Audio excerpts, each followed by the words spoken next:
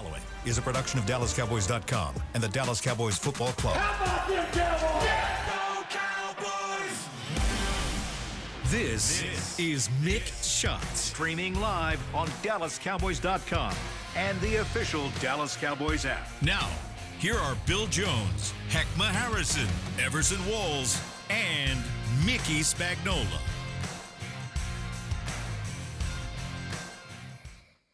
Okay, I promise I'm not going to say anything about the traffic out there. We get started here 12 minutes late on Mick Shots, and we will have Mickey Spagnola in just a moment, and he will be fined. Right, Everson? Gotta know where the camera is. How much would Parcells fine you for being 12 minutes late for a meeting? Oh, my goodness. First of all, I have to get past Belichick. Okay, how much would Belichick? Who would be the worst? Hey, be on time. They love to get. Hey, Mickey's got his backpack. He is. He walked here. That's what it is. Mickey's late because he walked. He walked here. Got his backpack. Wow, we've been on the air for 12 minutes here, and Mickey finally shows up for his own show. All right, you got Bill Jones, you got Everson Walls, you got Heckma Harrison, and putting his headset on now is Mickey Spagnola. And off the top, Mickey, I said I'm not going to say anything about the traffic out there, but I will say this. I sure as heck am happy I haven't had to get to work at 8 or 9 o'clock throughout my career. I can hear it in your voice, Bill. You know, have you been yelling at people? You sound like you've been cussing. I can feel it over. You know, it's a little residue coming from you, man. His fingers may be a little sore. You've been working them out, working one out. Yeah. One in particular. We're number one. Always. All right, here we go. We had a practice last night. We got another practice tonight. We got a Netflix series going on. There's so much to talk about because this is America's team. Yeah. I think we got about 2 hours worth of material to go over, Mick. But you were there last night. Tell us about the practice. Did they practice last night? I got to collect my thoughts here. Okay. All right. I tell you what, man. I am so glad that we have a fourth partner here who really takes his job seriously. You got the group text this morning. I got the group text. This is good stuff, man. It is. Heck ain't no joke. You want to give a rundown on what we're talking about? Heck ain't no joke, man. All I'm trying to do is... How long is this show? Yeah, I know. We don't have enough time. 2 hours. 2 hours? So 2 hours. Heckma, you go on a 3 mile jog. Yes. Starting at like 4:30 in the morning. 4 o'clock in the morning. 4 o'clock in the morning. Yes. Dude, man. And then I have these thoughts. yeah, it's right. See, you'd have your thought. You have your great thoughts on your 3 mile jog. Yes. I have thoughts. God damn. He got some thoughts, y'all. You know where I have my great thoughts come in the shower.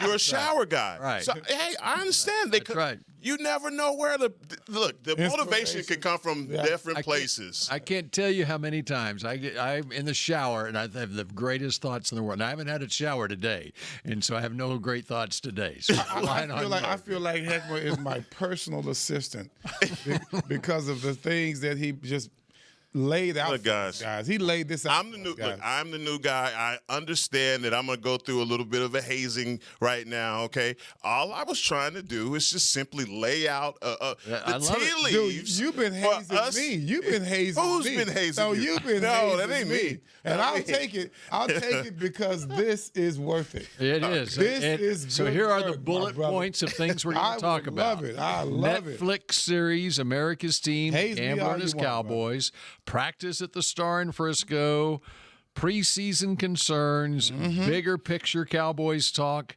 fun fan segment coming up too. We're going to go. Oh my God! How about that? Let's have some fun. Hey, Chris, go take a break, man. We got Heckma here. Now let me show you this.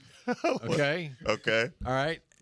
It's a green bubble. Yeah. Okay. Somebody has an I Android. tried to send a picture. I responded, and it did not get sent. Why didn't it get sent? Because one of us here is an Android guy. Oh, my God. Who was Because that? one of us here, Mickey, is an Android guy. I could not send you a video and a picture that I was trying to send on this group text this morning, which is from the Netflix series, and my old college roommate I'm flashing. apparently I'm flashing flashlight on you. So as Troy Aikman is walking into the locker room, you can see in the background me holding up a wall.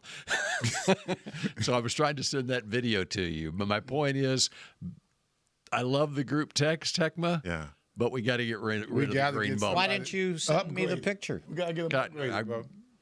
I will. We got to get you upgraded.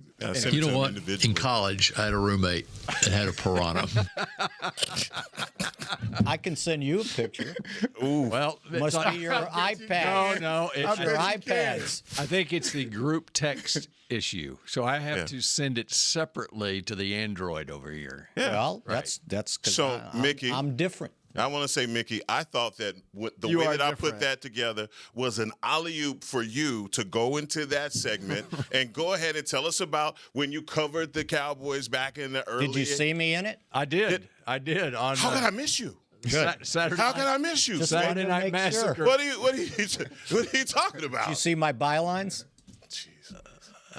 All right, I have just asking. No, that's good stuff. I have had time to watch the first half of the first one. Okay, right now because I'm preparing for a preseason game. And all this other stuff going on. I wanted to sit there in front of it and just consume it. Yeah. Okay, so this morning before I got stuck in traffic, after your text and it was about the Netflix. Okay, I'm going to watch a little bit of it anyway. Okay, so.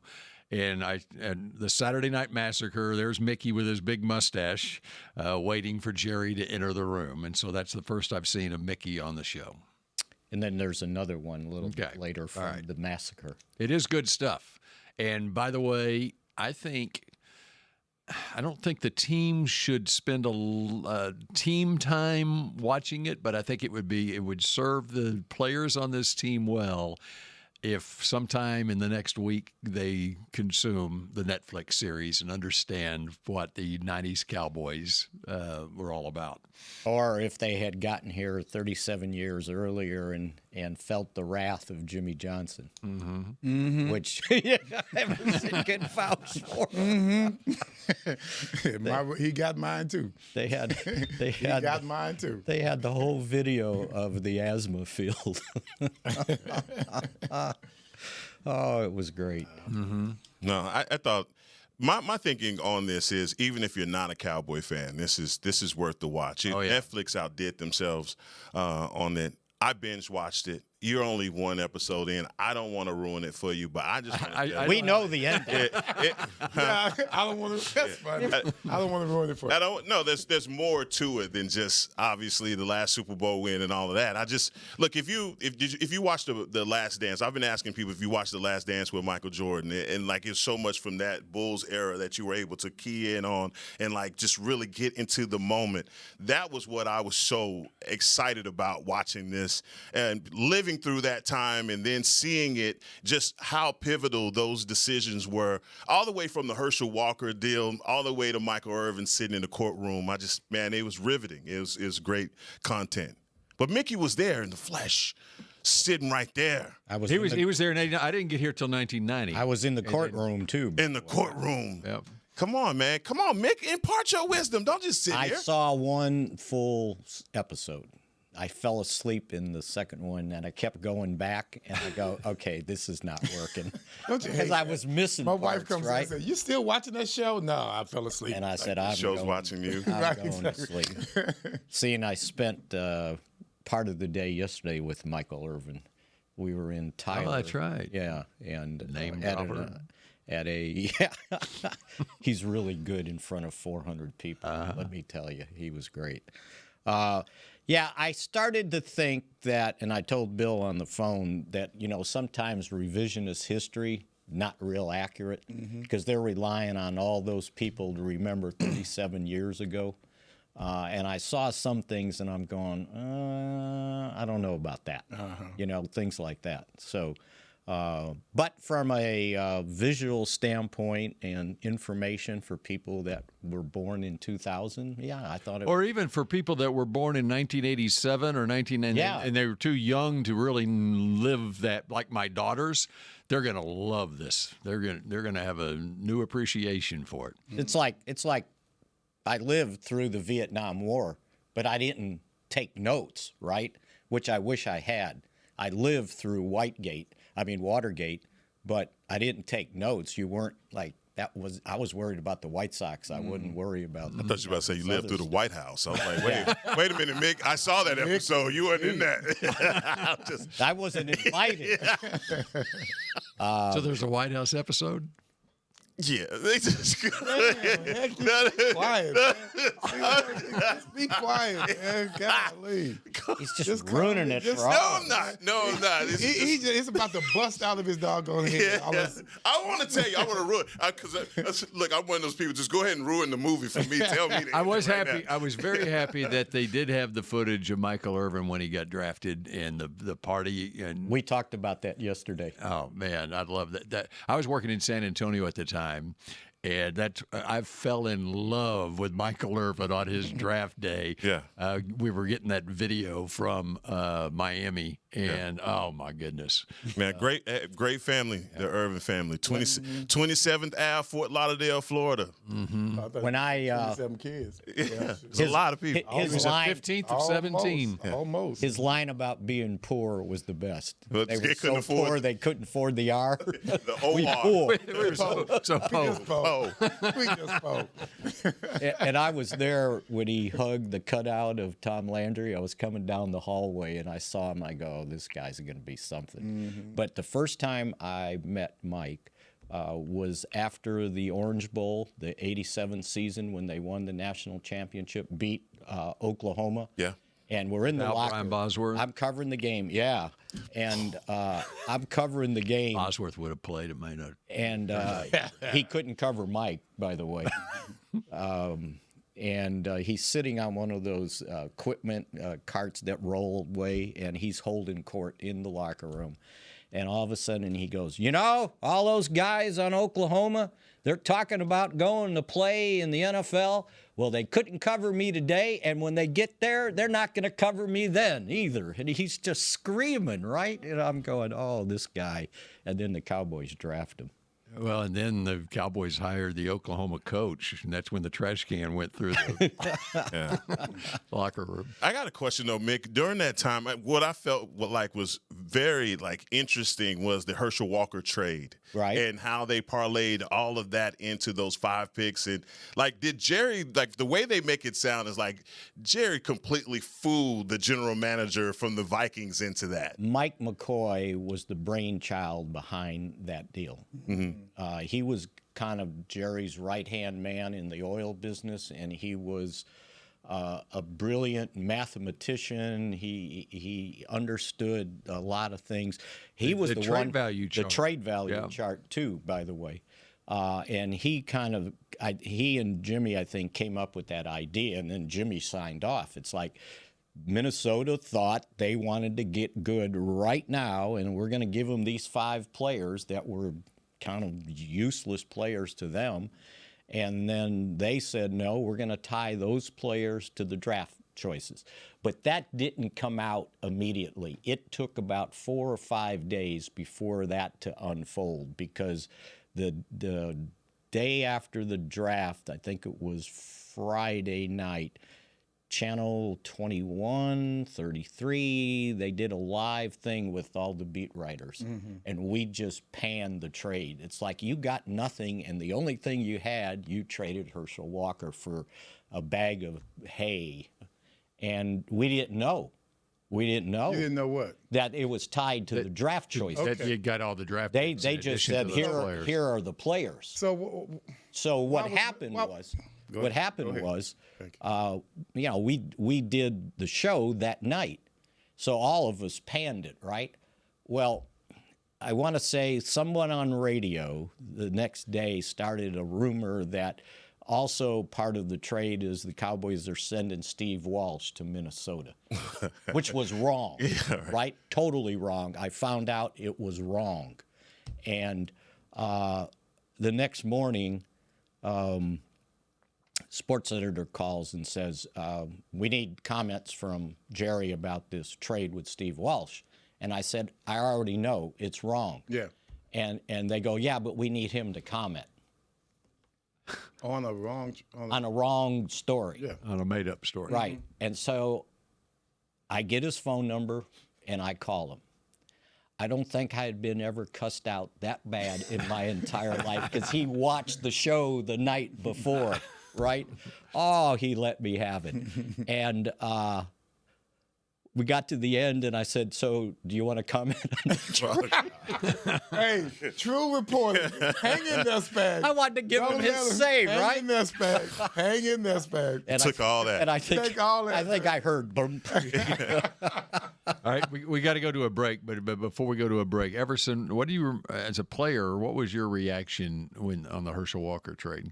Yeah, actually, I thought it was a good trade. I really did. I wasn't a Herschel Walker fan necessarily.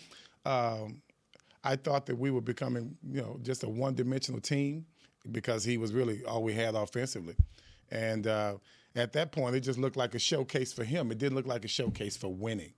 We weren't winning. And so, to me, I knew it was going to be a scrubbing, and we were starting all over.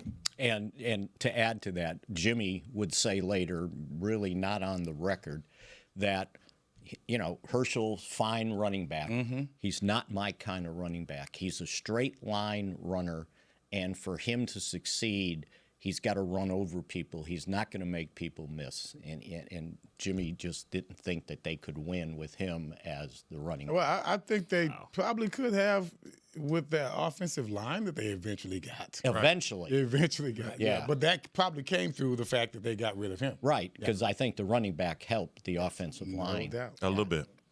All right, we're just getting started on an abbreviated edition of Mick Shots. The traffic Thanks edition. to that traffic issue out Hey, there. hey, we and weren't speaking we're on back to talk about the practice last night and who's going to play on Friday, it sounds like. We come back in just a moment. Miller Lite, the legendary light beer. The originator, the inventor. If this beer could talk, it'd tell stories about that one time, that night, that one guy, that one gal. Writing a story 50 years long and 50 million friends wide. Because legendary stories start with a light. Here's to 50 years of Miller Time. Celebrate responsibly. 2025 Miller Brewing Company, Milwaukee, Wisconsin. Star Sports Tours is the only official fan travel partner of the Dallas Cowboys, offering exclusive game weekend travel packages with pre-game sideline access and photo ops with current players, cheerleaders, and Cowboy legends. You want to stay at a team hotel, attend the best tailgate party in Texas, tour the Star, and talk X's and O's with me, Everson Walls? With Star Sports Tours, you can. Visit cowboystravel.com to book your travel package today. AT&T has a new guarantee because most things in life are not guaranteed, like getting through self-checkout by yourself. Warning, each item must be placed in the bagging area. Not guaranteed. Place item in the bagging area. Place item in the bagging area. You know what AT&T guarantees? Connectivity you depend on, deals you want, and service you deserve. Or we make it right. Terms and conditions apply. Visit att.com/guarantee for details. AT&T. Connecting changes everything. The National Medal of Honor Museum is now open in Arlington, Texas, just a few blocks from AT&T Stadium. Immersive exhibits and exciting technology allow you to fly a rescue helicopter mission in Vietnam and have conversations with virtual Medal of Honor recipients. Come be inspired by these incredible stories of ordinary Americans who did the extraordinary. Get your tickets at mohmuseum.org. Back to Mick Shots. The boys are back. See your Dallas Cowboys up close at training camp August 19th and 20th at the Star in Frisco. Enjoy open practices, fan fun, and more. Admission is free. Learn more at dallascowboys.com/training camp. We got one of those days already out of the way, guys. That's right. It's okay. It's still pertinent. Here it is. Okay. And tonight's is televised, as a matter of fact. That's It's right. TXA 21 from 6 to 8 o'clock. And it was good practice last night, well-attended practice last night. Mm-hmm. Yeah, there And was probably, I don't even think 5,000 people there. something like that. Yeah. That's a lot. Yeah, for of practice, and people were flowing in, by the way, too. Mm-hmm. Yeah, I'll be flowing in with my people. There you go. Tonight you're going? I am. You better get there early if you want good seats. I heard. Unless you want to come sit with us. I might do that. We'll have them as a guest. Well, we're in the broadcast booth. Oh, no. Mm-hmm. You can come up and do a segment. Do I get paid? Nope. There goes that. We're doing it. I know. All right. So, what about practice last night? Which is what Heckma asked off the top. He did. Yeah. So, Jaden Blue, was that the headline story? I would say that he was back in uniform and Nice. taking snaps, and that was a good sight to see. There were still 13 guys not participating for whatever reasons they had. Most of them injury, rehab, one holding in.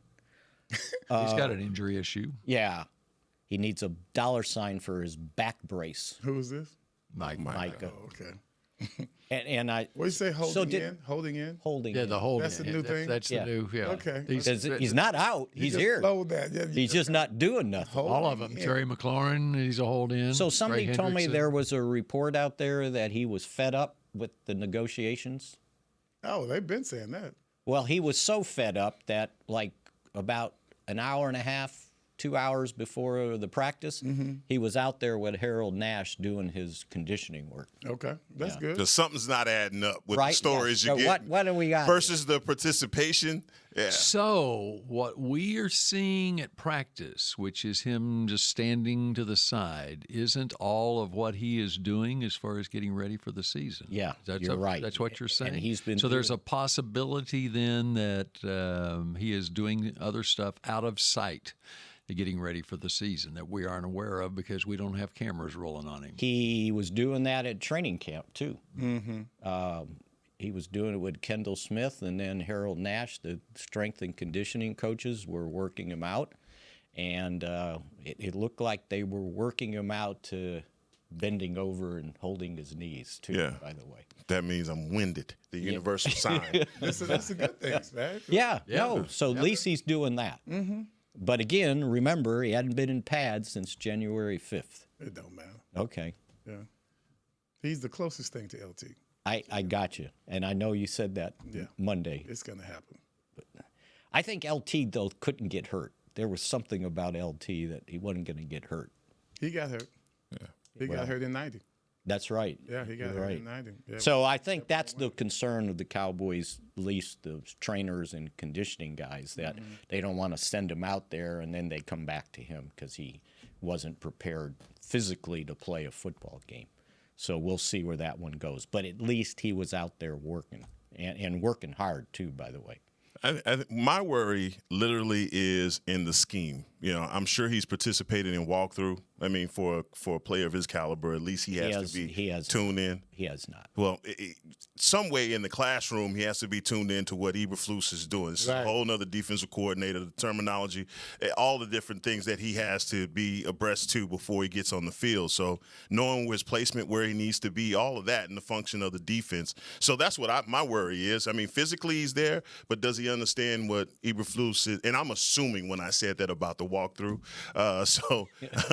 And you know what you do when you assume. So I'm just saying, you know, I just feel like a guy of his caliber, in order to hit the ground running, especially in a new defense, and I guess even with Dan Quinn and even Zimmer, it was one of those things, you know, see ball, hit ball, we'll put you out here, we'll put you in the middle, we'll do certain things like that. And I don't think that'll change with Eberflus. And I think that's what I was just going to say, that what he's been doing may not change with Eberflus because you're still setting the edge. You know, there's only so much you can do with the guy on the outside. That's right. Blitzes are still going to be the same. The terminology, as you talked about, that's probably the only challenge that he's going to have at this point. Well, I think at this point, so he's not going to practice tonight, right? So there's no practices for him probably the rest of the week. So we get to next week. I can imagine if he signs at some point, they can send him out there for 10 snaps and say, rush the quarterback. But as for playing the entire defense, think he's going to go out there and play his average of 45 snaps a game? That ain't going to happen. What do you anticipate? You think he's ready to do that? I think, Mickey, if you want to beat the Philadelphia Eagles on September the 4th, you're going to need. Do you want to win the game next week? No. Well, I'm going to tell you. Okay. All and right. so what I feel is when you have your best defensive weapon up front and you're going to have to present pressure on Jalen Hurts. And it's not that Sam Williams, we feel like he's going to be active and he's going to present pressure, but this is a guy coming off an ACL. You have a rookie that you still don't know exactly what he's going to look like with real NFL reps. So that's my only thing about this game is getting him ready to participate in more than just 10 snaps. Has anybody told you that? You just did. No, what you just said. No. Nobody said that. You think I just made it up? No. I think in your book, you probably got a lot of stuff that you probably can't even tell the people out here. You know what I'm saying? So if you're just secretly giving me some information, thank you. But 10 reps. So you're welcome. Thank you. So you got to give me more than 10 reps, please. Thank you. I'm sorry. I'm with you on that one, Heck. You think only 10 snaps? Will you be ready to play the Giants next week? I would let that. If you got an extra 3 or 4 days to rest, yeah, I would. Okay. Only because you say 10 snaps. That's very minimal. I mean, I'm saying he's going to be a designated pass rusher. There you go. That sounds better. Right. That sounds a lot better because to me, you're just going to limit this guy to 10 snaps. He's not going to make any impact in 10 snaps. What would you be looking forward to? I'm not going in there with that measurement. I'm going in there. But I don't see them. You guys were talking about having to know what the scheme is, what you got to do. Number one, you got to know when to line up, where to line up, right? And the other thing is you're not if you're looping and things like that, excuse me, is he going to know what hole he's supposed to loop in without any practices? I think he would. Okay. I think he would. A tease stun is a tease well, stun, right? and you know, maybe you're right because a lot of times, you know, he's been in all the meetings and everything.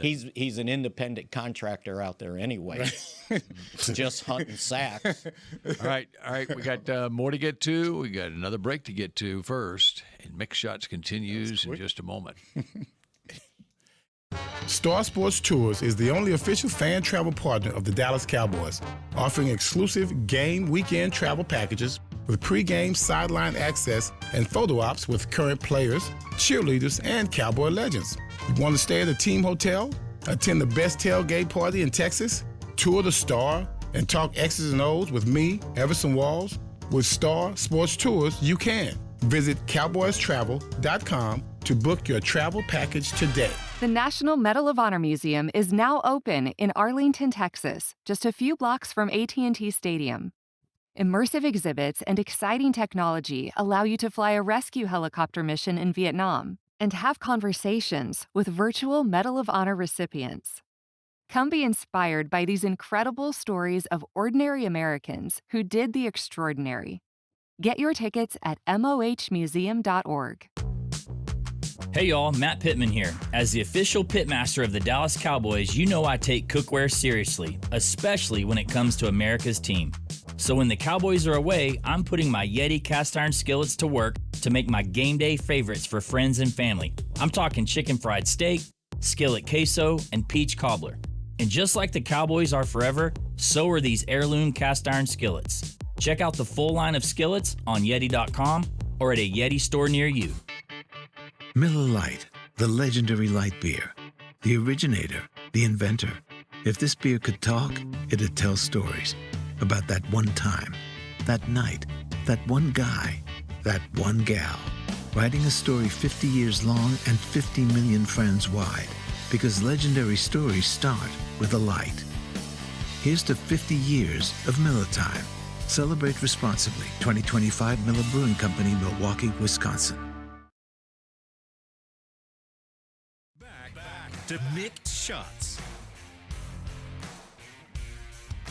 Cowboys Nation, the 2025 Dallas Cowboys schedule is officially here, and limited tickets are available now. Get ready to bring the noise as you watch your Cowboys live at AT&T Stadium when they host NFC East rivals Eagles, Giants, and Commanders, plus the Packers, Chiefs, Chargers, Vikings, and Cardinals. Visit DallasCowboys.com/tickets or SeatGeek.com, the official primary ticketing partner of the Dallas Cowboys. Mr. Walls, can we put boo in front of the Eagles so you can say boo Eagles and then read the rest of that? All right? That's another good thing in the documentary when they get to the – I won't ruin it. He just can't resist. I can't believe my stuff. Some of us had stuff to do last night. I can't believe y'all didn't binge watch that. Should have stayed up all night, Mickey. This is a new level. He's raising the level of this podcast. How many times do you think you'll watch the Netflix series? Oh gosh, you've already watched it once, right? All the way through. I'm gonna definitely watch it again. I watch it with my son. I gotta watch it with my son, and I gotta watch it with my wife. So probably the 3-4 time. And then 6 months from now, watch it again. I'll watch it again. It's one of those things. I get bored, I'll watch it again. So before we get back to the practice, here's another part that they left out of the first episode. Jerry Jones was told or advised to let Bum Bright fire Tom Landry. Mm-hmm. And he felt like it was his obligation to do it.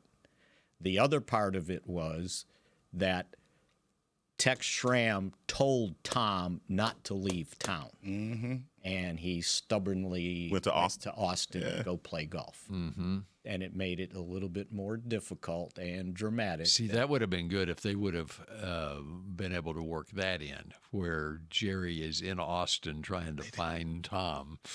Hey. To let him know. Oh, really? They did. No. That's what I want. Like talk to the country club guy. Talk to the golf pro. Yeah, Jerry was. Well, they had to find out. He cannot hold water. They did that? Hold water. He is a Which wet episode paper was bag. that on? This dude here, man. Because I was working in San Antonio that Saturday, and oh man, of course that was pre-internet or everything, and so we're making phone calls where words leaked out that he's gone down to Austin to tell Tom, and that's wow. Anyway, I'm not going to say anything else. I'm sorry. That's a lie. The next Mix Shots is on Monday. You guys have how many days of time off to watch this documentary? I swear to God, I'm not going to say I'm watching it like 4 times just for heck. Please. Come on, man. It's greatness. The other part that they didn't, I think if you watched accurately, but they didn't really portray it, is that if you're looking at the stage and we were sitting in the team meeting room, to the right was the entire Jones family. You're talking about on the Saturday Night Massacre press conference? Yes, and they were all to the right, and they're celebrating. To the left was Tex Schramm. He didn't have a chair, and it was very indicative that he wasn't going to have a chair anymore. And if you looked at his face, it looked like he had just lost his firstborn. I remember that face. And it was the juxtaposition of seeing this and seeing that, right? It was February 25th, and we finished writing our stories, and we ended up in Tex's office. A bunch of the reporters and everything, and there weren't enough chairs. We were sitting on the floor or whatever, and just listening to him to kind of bemoan the whole thing. And he knew that was it, right? This wasn't going to work, that he was going to have this, and Jerry was going to have that. And so there was this elation and then this dejection over there for somebody that had done the job for 29 years. And it was something to see because, it's like, okay, good. And then over here, it's like, well, this guy did this whole thing and now he's out, And so they tried hard to get that thing sold to other people. And it just didn't work out. And it ended up that Jerry, ended up making the best bid. Or listening to what Bum wanted as they did the coin flip for the $300,000. I'm not going to ruin any more of it. I'm done. That's the good part. Well, that's good. Good point. The show was almost over. Good point.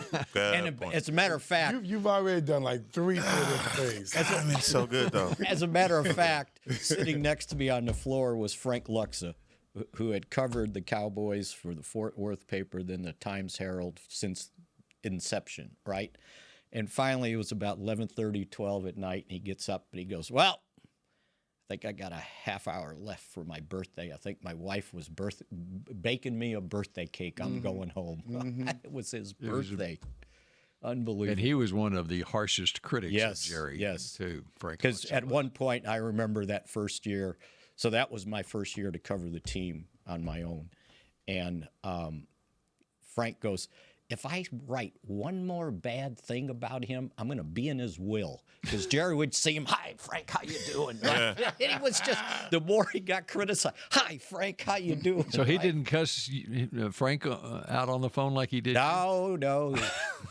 And I was trying to tell him, I know it's wrong, but he wouldn't listen. Mickey brings that out of people, man. That's all that was. Right. Yeah, that early charm, early. That's a good one. That's a good one. Herschel Walker trade. As a matter of fact, that trade came down very close to when the NFL meetings were here in Dallas. They were at the airport. Marriott, right? Inside the... Yeah, I remember that. And everybody was sitting there waiting for Jimmy to leave, right? And he went out the back door, and there was a car waiting from where the stairs were. And we knew he knew how to get out of there. So about 2 or 3 of us, we zoomed to Valley Ranch because we were going to meet him there, right? And Jimmy knew that you don't lie. You may not tell the truth, but don't lie. And so we caught him at Valley Ranch where the racquetball courts were. And he goes, look, nothing's happening today or tomorrow. Just stay tuned. And so he kind of tipped us off that at some point this is happening. But he wasn't going to, no, we're not talking, And Jerry hadn't figured that out at the beginning. I mean, he never had to answer. He's an oil and gas guy. He's not getting interviewed. Yeah. He didn't. Yeah, they're not honest. People are. Yeah. Right? I didn't say that. Come on, now. man. That Oil was and gas. Come on, man. Come on, man. And what do we think of when we think of oil sales? Hey, man, this is my 6th day on the show. So please. But you have to. Don't worry. Trust me. I'm going alone. Okay. Trust me. It's happened before. And you have to realize that when you're not used to being recorded, or people writing down what you say. Very accurate. Yeah, because it'll come back to, kind of bite you. Right. And so, but Jimmy knew that, and he was good. He was good about that. And, the same thing with the Troy Aikman. They were acting like, well, I don't know. He wants too much money. And they were playing, right? And so after they said they were going to take him, we were in his office because every Monday, I think, we got to go in his office and talk to him, just the 3 beat writers. And Ed Werder gave him a deck of cards. And Jimmy goes, what's that for? He goes, yeah, you're a really good poker face player, right? He kept those cards on his desk until he left.